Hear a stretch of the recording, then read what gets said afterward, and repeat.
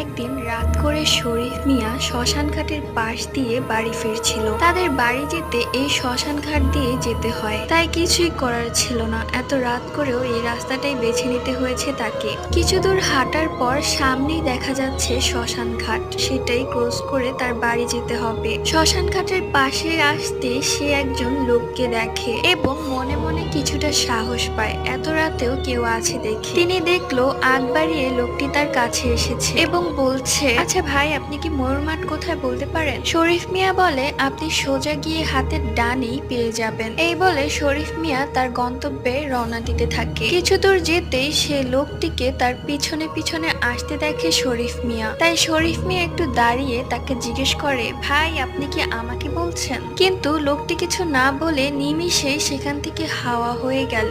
এটা দেখে শরীফ মিয়ার আর কিছু বুঝতে বাকি রইল না যে সেটা কি ছিল।